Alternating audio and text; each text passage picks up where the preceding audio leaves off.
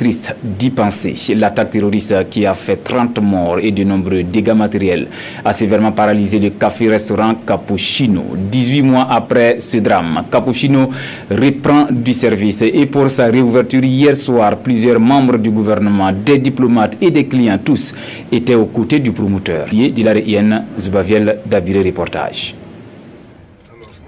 Une coupure de ruban et le café-restaurant Cappuccino renaît de ses cendres 18 mois après avoir été la cible d'attaques terroristes. Des attaques qui en son temps avaient causé la mort d'une trentaine de personnes, occasionné des dizaines de blessés et d'énormes dégâts matériels.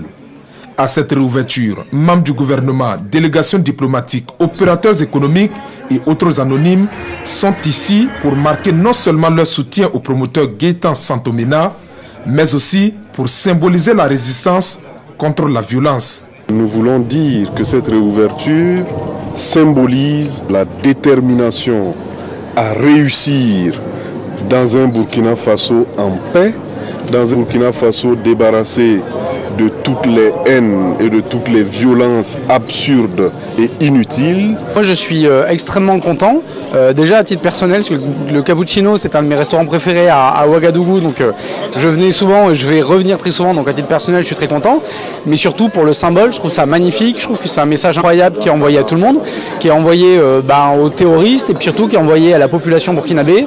Ce soir c'était pour nous une obligation de venir communier avec tout le monde, en tout cas ce jour-là, et nous rappeler de ce qui s'est passé et des personnes qui ne sont plus là, nous se rappeler de leur mémoire et en tout cas dire que nous n'allons pas nous résigner, nous allons supporter le promoteur. Si les montants de cette rénovation ne sont pas communiqués à la presse, la nouvelle bâtisse, elle, présente un dispositif sécuritaire assez remarquable.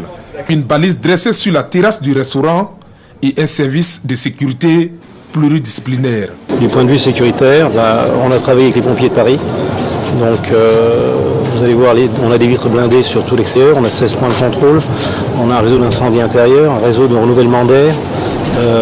On aurait construit un établissement à Paris ou à Rome ou à Milan, on serait dans l'aile nord. C'est une résistance, je le dois à mes enfants, je le dois à ma famille, je le dois à tous ceux qui sont partis. Accepter, ce serait pas leur rendre hommage. Je dirais que s'ils sont partis au jour d'aujourd'hui dans cet établissement, je leur dois un minimum de continuité et c'est pour ça que ça a été fait. Cette soirée marque la reprise des activités à Cappuccino et c'est une centaine de personnes qui retrouvent leurs emplois.